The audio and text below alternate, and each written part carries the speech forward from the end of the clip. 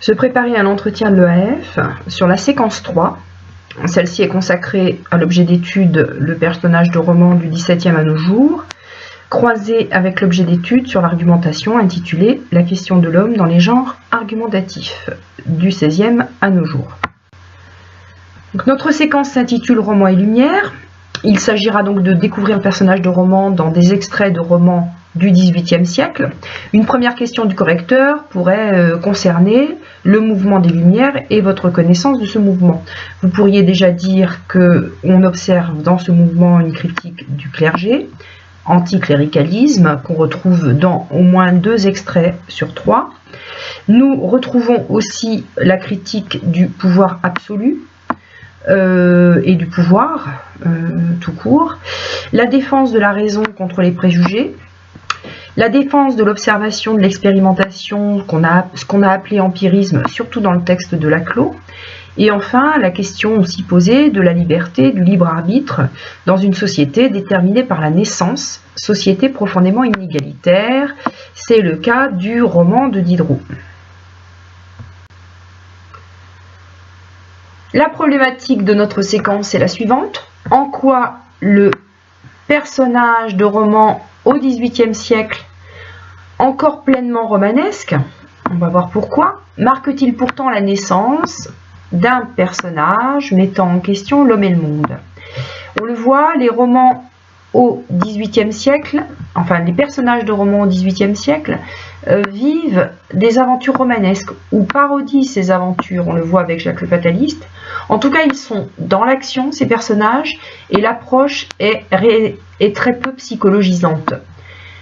Parallèlement, ils permettent de porter un regard critique et réflexif sur leur époque. On le voit en tout cas dans les 2 premiers extraits de notre séquence. Alors, ce personnage est-il à hauteur d'homme?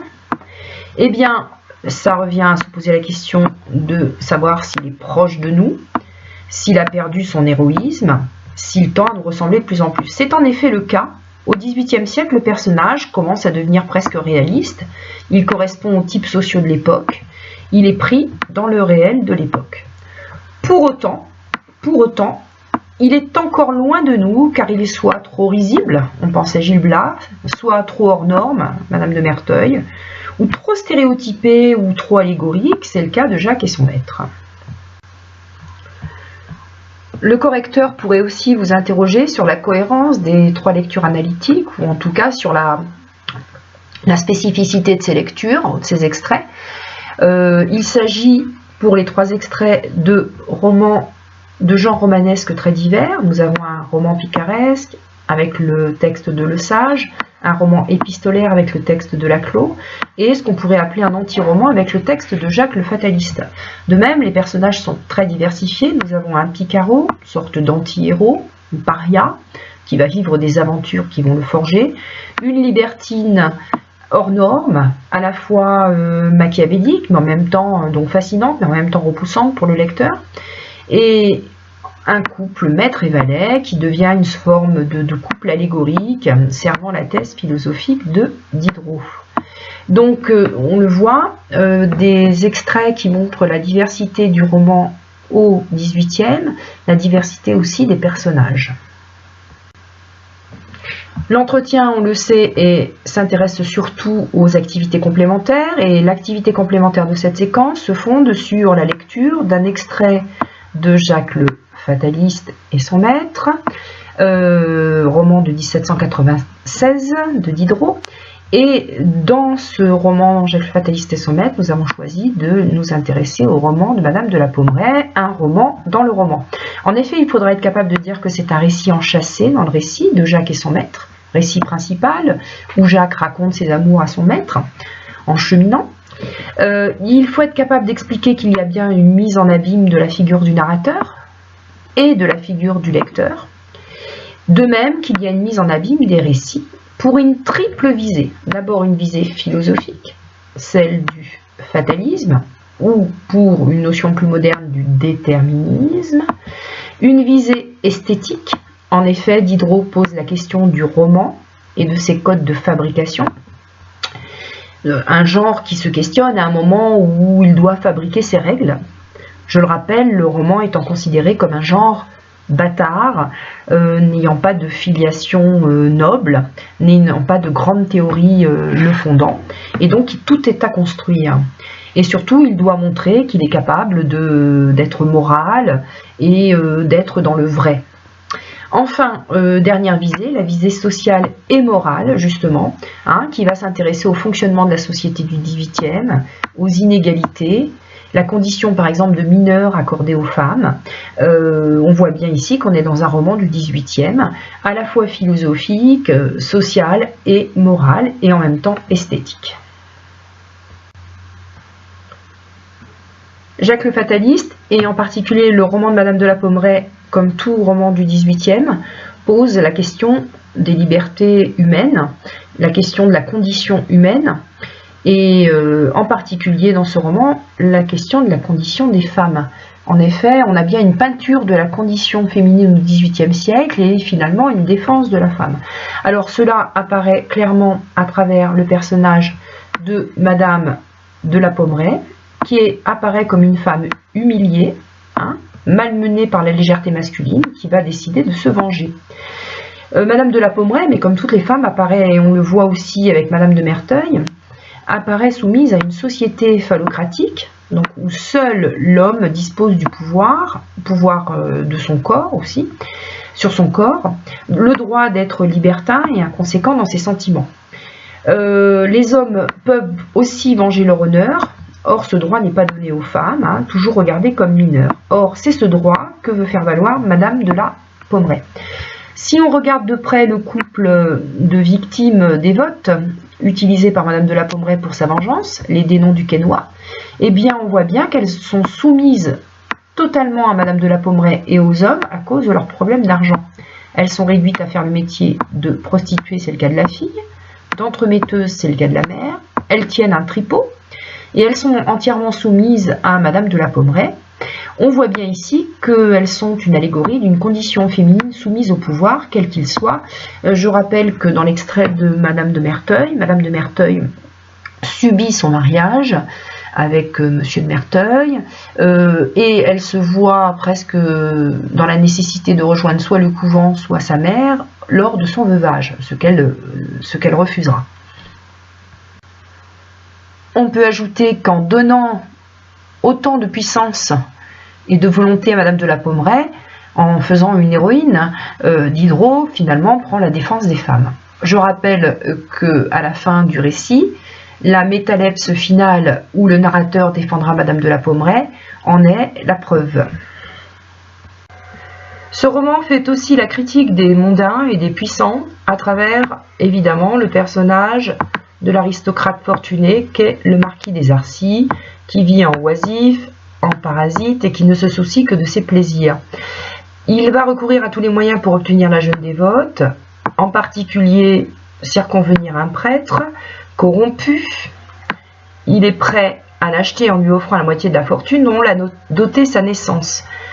Ce n'est qu'en devenant véritablement amoureux, donc en renonçant durablement, on ne sait pas, au libertinage, qu'il apparaît comme un homme juste et bon. Le monde dans lequel évolue la marquise de la Pommeraye, Madame de la Pommeraye, est tout aussi cruel. Les mauvaises mœurs y sont bien établies, et une honnête femme perdue, déshonorée, trahie, n'y inspire que de la moquerie. De même, Madame de la Pommeraye inspire de la moquerie, puisqu'elle a été trahie par des Arcis. C'est aussi sa place dans la société qui l'amène à la vengeance. Elle veut laver l'affront du marquis des Arcis. On peut aussi faire le lien avec une lecture de la séquence 1, c'est-à-dire le comte Almaviva qui veut abuser du droit du Seigneur sur Suzanne dans le mariage de Figaro. Cette critique des puissants est suivie aussi d'une critique du clergé, cible favorite des Lumières.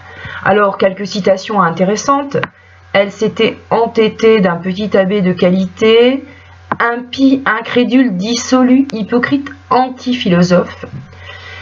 De même que Madame de la Pommeraye dira à ce couple de dévotes « Faites-vous janséniste ou moliniste, criez que Voltaire est l'antéchrist, en tout cas prenez l'avis du curé.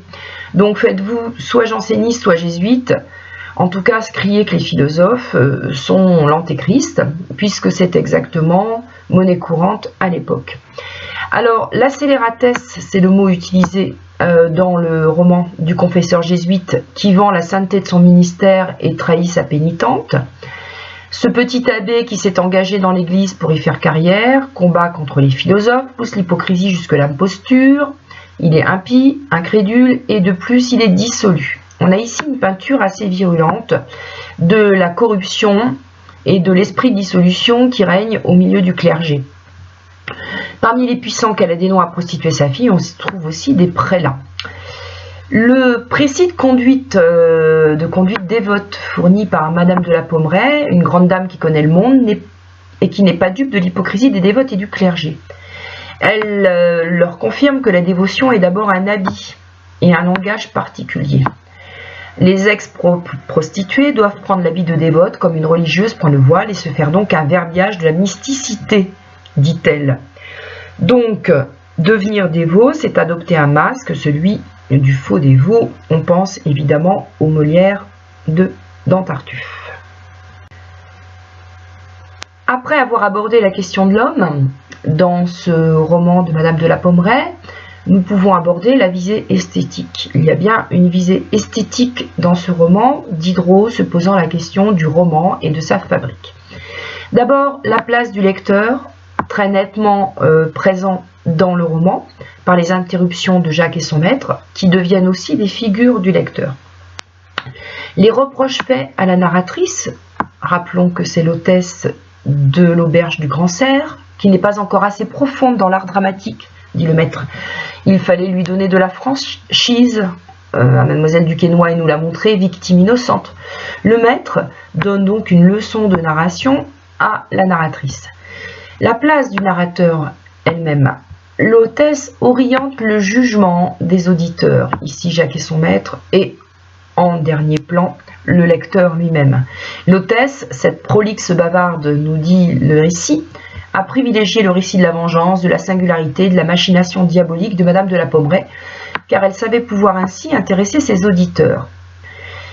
Le choix opéré dans les faits rapportés, ne pas mentionner qu'elle avait jeté au nez du marquis le beau diamant dont le marquis lui avait fait présent, ou que pour lui plaire, elle avait renversé le plan de sa vie, c'est orienter le jugement du lecteur dans un sens défavorable à Madame de la Pommeraye, ce que nous rappelle le narrateur principal du roman Jacques le Fataliste à la fin du récit de Madame de la Pommeraye.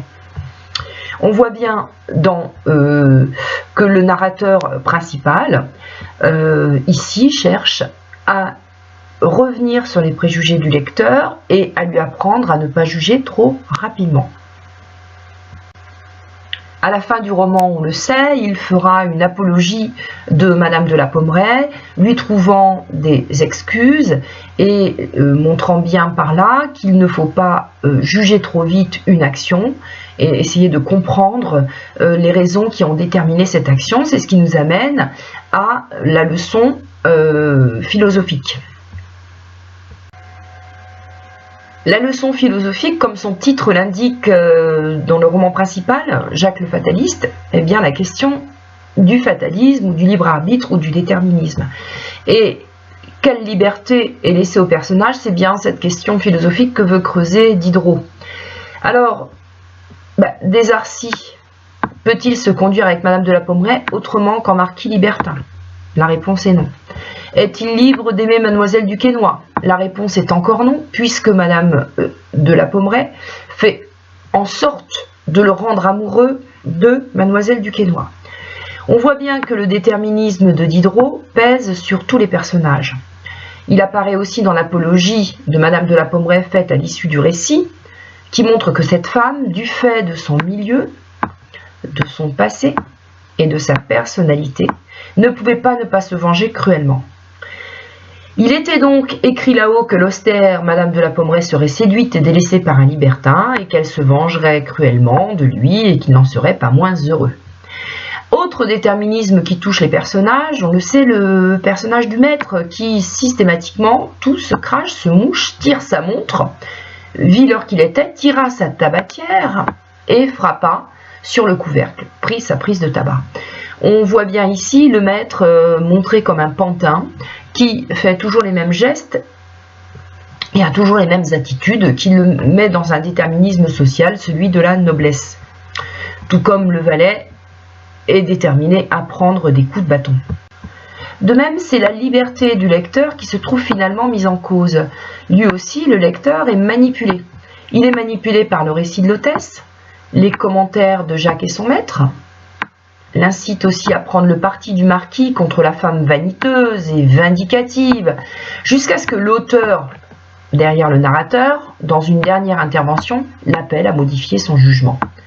La question du jugement public de nos actions particulières, comme il est dit dans le roman, affleure ici et se complexifie puisque la conduite du récit a déterminé pour une part le jugement du lecteur sur les personnages.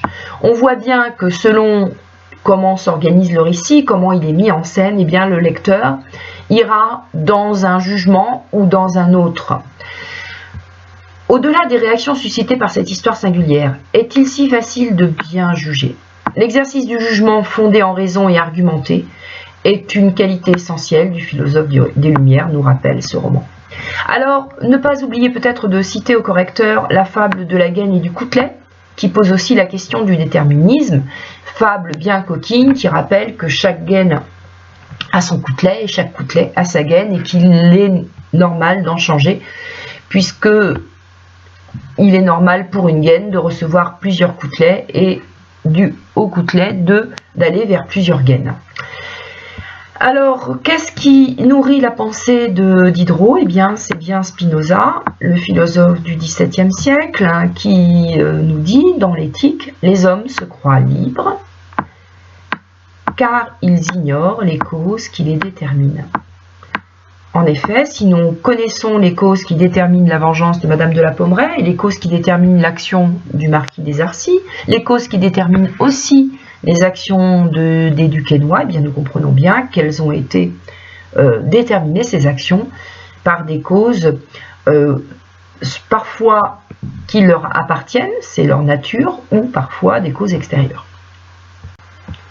Donc revenons une dernière fois sur la fabrique du roman et sur la particularité de ce roman Jacques le Fataliste.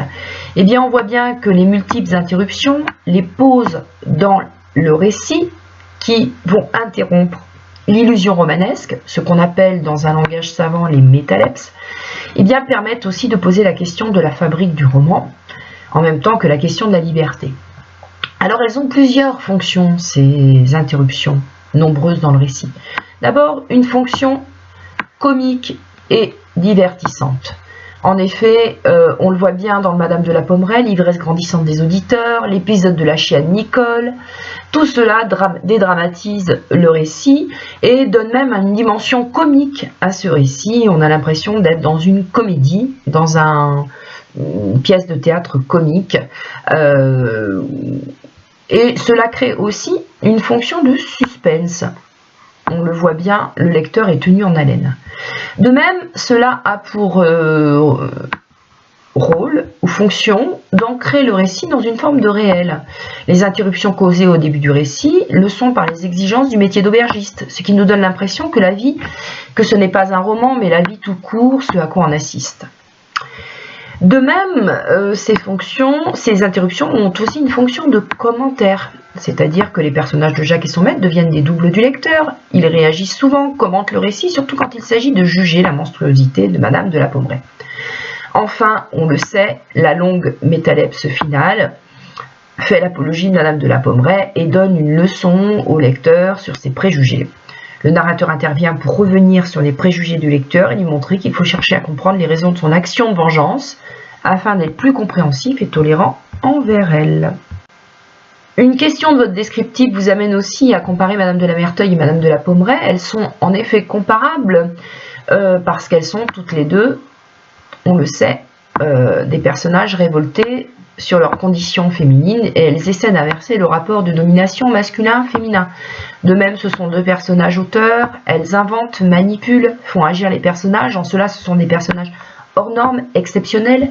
Ce sont aussi des héroïnes des Lumières, en ce sens qu'elles sont une incarnation d'une posture philosophique.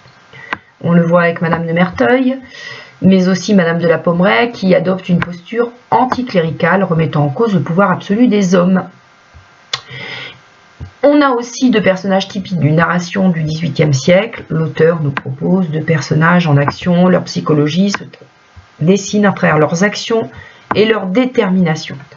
Enfin, elles sont toutefois très différentes sur le plan de la morale et sur le plan des mœurs. En effet, et même sur le plan de la relation amoureuse, évidemment, Madame de la Pommeraye s'est donnée à un homme, Madame de Merteuil ne se donne à aucun, et sur le plan moral, Madame de la Pommeraye a des valeurs de noblesse, le sens du devoir. Madame de Merteuil ne pense qu'au plaisir et qu'au sadisme qu'elle tirera du mal qu'elle peut faire sur autrui. Conclusion. Diderot s'intéresse à des personnages et à une histoire extraordinaire qu'il offre au jugement du lecteur. Sont-ils bons? Sont-ils méchants? Contrairement aux moralistes classiques, le philosophe montre l'ambivalence, les contradictions de ces personnages qui obéissent à diverses déterminations. Il pose la question de la difficulté du jugement moral. Il ne prend pas position, mais demande au lecteur un jugement plus raisonné et plus raisonnable, comme le prônent les Lumières. En Histoire des Arts, nous avons vu une adaptation filmique du roman de Madame de la Pommeraye de Robert Bresson, intitulé Les Dames du Bois de Boulogne, film sorti en 1945. Alors le schéma narratif peut toujours se résumer dans l'accomplissement d'un projet de vengeance. Les quatre personnages principaux semblent identiques, à leur nom près. Les mêmes thèmes de la vie morale sont représentés, le dépit amoureux, l'amour, les barrières sociales, la passion de la vengeance. Le personnage d'Hélène, incarné par Maria Casares, que nous avons ici dans ces quatre photographies, prend une dimension plus tragique, plus inquiétante. Elle est aussi marquée par une profonde solitude et le secret. On le voit dans ce visage fermé, dans ce regard droit et très évasif. Elle peut apparaître comme un personnage tragique racinien. On voit bien que Bresson ici a ajouté une forme de tragique et de mystère en rendant le personnage plus psychologique, contrairement au personnage de Madame de la Pommeraye, auquel on accède à travers la narration, on accède à finalement toutes ses pensées et toutes ses actions. Ajoutons que le film nous transpose dans les années 45 et que nous avons perdu l'ouverture du récit sur l'auberge, Jacques et son maître. On retrouve Jacques dans le personnage à qui elle fait une confidence en début de film, qui est son ami intime. La subjectivité énonciative disparaît dans le film. Je rappelle ce qu'est la subjectivité, c'est-à-dire le fait d'avoir un avis sur les faits racontés. Cette subjectivité venait d'abord de la narratrice, l'hôtesse, qui ici ont disparu. Le film émane d'une énonciation impersonnelle. Il en résulte une impression d'objectivité, une absence de voix qui juge les comportements des personnages. L'hôtesse a disparu, le narrateur principal a disparu, Jacques et son maître, figure du lecteur, ont disparu. Le spectateur du film, lui, est livré à son propre jugement. Ce qui est nouveau aussi, outre la dimension tragique dans le récit que nous n'avions pas dans le roman de Diderot, eh bien c'est l'actualisation de l'action. Nous sommes en 1945. De même, l'intrigue comique avec l'hôtesse a totalement disparu, de même que l'intrigue religieuse. C'est ici seulement la barrière sociale qui marque le couple. Le film, enfin, donne de l'importance au personnage d'Agnès que nous voyons sur ces deux photos. Un visage d'ange, plus doux, très fragile par rapport au personnage très dur d'Hélène que nous avons dans les photos précédentes. On a un accès donc à son point de vue, la tentative d'Agnès de trouver son indépendance par un travail, la remise d'une lettre à Jean dont la teneur n'est pas révélée complètement au spectateur, mais dont on peut deviner qu'elle suggère l'éloignement. Ce sont aussi les nombreux dialogues qui montrent la résistance d'Agnès à la volonté de sa mère et d'Hélène. Donc un personnage qui s'émancipe et aussi un personnage qui subit finalement une réalité qui la dépasse, donc une héroïne assez tragique et cornélienne en proie au dilemme. Donc on voit bien une visée tragique dans le film que nous n'avions pas dans le roman.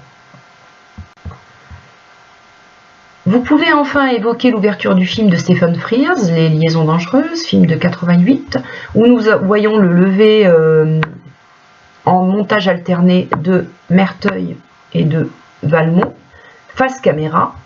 Et on voit bien qu'ils sont mis à égalité, mais aussi montrés comme rivaux et se préparant à une guerre. On voit bien leur habillement fait penser à une armure guerrière. Ils sont masqués, poudrés, perruqués pour entrer dans le monde et contenter une société des apparences. Ça vous fait une conclusion possible pour le texte de Madame de Merteuil, la lettre 81, lecture analytique numéro 2. Bonne révision à tous de la séquence 3.